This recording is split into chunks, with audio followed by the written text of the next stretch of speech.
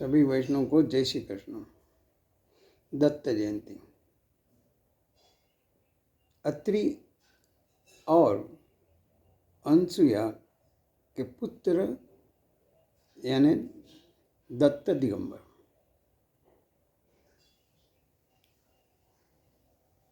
अत्रि को कहा गया है कि अत्रि त्रिगुणातीत से ऊपर है, अनसुया असूया से पर है और दत्त बनकर आया वीरा श्रीपाद वल्लभ दिगंबरा। सत्कार्यों का तू है सर्जक, सद्विचारों का तू है पोषक, दुष्ट वृत्ति को मारने वाला श्रीपाद वल्लभ दिगंबरा। दत्त भगवान पौराणिक कथा के हिसाब से ऐसा है कि एक बार नारद जी पार्वती माता, लक्ष्मी माता और सरस्वती माता के पास जाकर कहते हैं कि आप से तो अनसुया बड़ी है, उसका प्रतिव्रता मने उसका कोई जोड़ नहीं है। नारद जी ऐसे बोल के चले गए। तीनों ने अपने पति से जाकर कहा कि आप अनसुया का पतिव्रता जो है वो भंग कीजिए।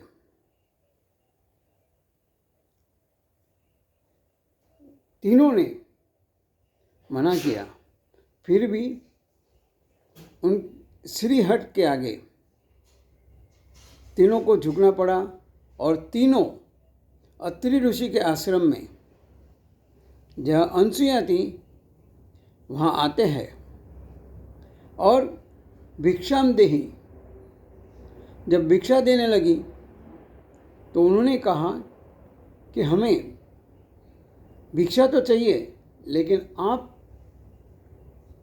नग्न होकर निर्वस्त्र विवस्त्र होकर हमें भिक्षा दीजिए।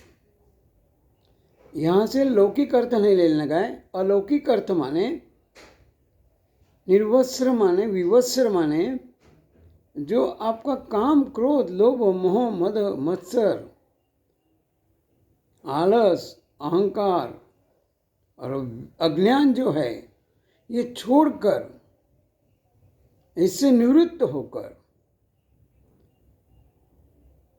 तन मन शुद्ध कर कर निर्मल कर कर आपको हमें भिक्षा देनी है। ये तो एक कथा है, लेकिन उस वक्त अपनी जो उसके पास शक्ति थी पतिव्रता की, उससे उस शक्ति से उसने इन तीनों पर जल छाटकर उन्हें बालक बना दिया और भिक्षा दी। तीनों बालक वहाँ आश्रम में खेल रहे। यहाँ पे नारद जी ने कहा, जब वो तीनों पत्नियाँ ब्रह्मा विष्णु महेश की इंतजार कर थक गई तो कहा कि आपके पति तो वहाँ बालक बन के खेल रहे हैं। तो उन्होंने सलाह दी कि आप अनसुया के पास जाइए, क्षमा मांगिए और आपके पति लौट आएंगे। और तीनों आती हैं। उसी वक्त अत्रि ऋषि भी बाहर से आते हैं। वो देखते हैं कि तीनों भगवान हैं, ये आपने क्या कर दिया। तीनों पर जल झाड़ते हैं, वापस वो देवों के रूप में आते हैं। कहने मतलब ये तीनों देवों ने दो मैंने अत्रि और अनसुया से कहा कि हमें यहाँ पे पुत्र का प्रेम मिला है, इसलिए हम आपके वहाँ पुत्र रूप में जन्म लेंगे। तो वही है ब्रह्मा और विष्णु और महेश तीनों का जी प्रतिभा थी, उस प्रतिभा का प्रतीक लेके दत्त भगवान का जन्म हुआ है। दोनों के माने कहा गया है, संसार में अगर पति पत्नी साथ में मिलकर भक्ति करे तो भगवान जल्दी प्रसन्न होते हैं और अनसुया और अत्रि जैसा उनके वहाँ पुत्र हुआ वैसे प्राप्त कर सकते हैं। ब्रह्मा विष्णु और महेश उत्पत्ति स्थिति और लय मानव को उत्पत्ति और स्थिति अच्छा लगे, लेकिन लय अच्छा नहीं लगता है, विनाश अच्छा नहीं लगता है। देखा जाए तो तीनों जरूरी है। जो कार्य करे, जो काम करता है, उसको तीनों में आनंद आना चाहिए, तभी जाके वो सही अर्थ में मानव है। ब्रह्मा के पास, उनके हाथों में कमंडल और माला है। कमंडल में पानी होता है जो जीवन का प्रतीक है। जीवन कैसा होना चाहिए? निर्मल, शुद्ध और स्वच्छ, पवित्र होना चाहिए। भक्ति जो करता है उसी का जीवन ऐसा बनता है, इसलिए वो माला का प्रतीक है। विष्णु भगवान के हाथ में भी हम देखेंगे शंख और चक्र है। शंख माने जो आपके पास शंख जैसा तेजस्वी आवाज जो समाज में ले जाना है, ऐसे सद्विचार को समाज में ले जाना है, सत्कार्य को समाज में ले जाना है, लोगों के पास ले जाना है। जोर जोर से जो शंख जैसा पुकारता है, वैसे हमें बिना आलस का भगवान के कार्य में रस लेना चाहिए और करना चाहिए। और कैसा? चक्र माने गति, कभी रुकना नहीं है। सत्कार्यों की गति कभी रुकना नहीं चाहिए, हमेशा बढ़ती रहनी चाहिए। और महेश माने शिव जी के हाथ में डमरू और त्रिशूल है। त्रिशूल माने नाश करना, खत्म करना, मारना, विनाश करना, लय करना। और हमारे पास जितने भी खराब विचार है, नकारात्मक है, उनको नाश करना है।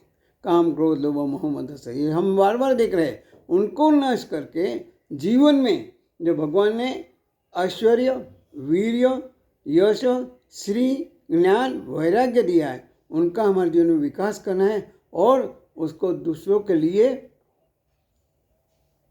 उपयोग बनाना है। संगीत माने डमरू माने संगीत का प्रतीक है। जहाँ संगीत है वहाँ कभी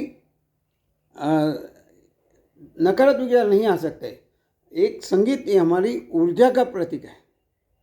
तो हमारे जीवन में ब्रह्मा, विष्णु और महेश ये तीनों के गुण आए, क्योंकि जनरली देखा गया है, हमें फिर से कहूँगा, उत्पत्ति और स्थिति अच्छी लगती है, लेकिन लय के बारे में हम घबरा जाते, डर जाते। लेकिन यहाँ पे दत्त भगवान हमें ये संदेशा देते हैं कि हमारे जीवन में भी हर एक चीज़ का महत्व होना चाहिए। सत्कार्य करना है तो चाहे कोई भी हो जाए, उत्पत्ति करते रहो, उसमें बने रहो, टिके रहो, बढ़ते रहो, और अंत में अगर लय भी आया तो उससे घबराना नहीं है, क्योंकि जब लय होगा तभी उत्पत्ति की मजा आती है। हम लोग डर जाते हैं, जीवन मृत्यु खलास नहीं, ये जीव का शिव से मिलने का अच्छा मौका है, अच्छी तक है। तो हमें अपने जीवन में भी ऐसा प्रतिभाशाली बनने का कोशिश करेंगे। भगवान हमें शक्ति दे, भक्ति दे। इसी प्रार्थना के साथ सभी वैष्णवों को दत्त जयंती की अनेक अनेक शुभकामनाएं। जय श्री कृष्ण।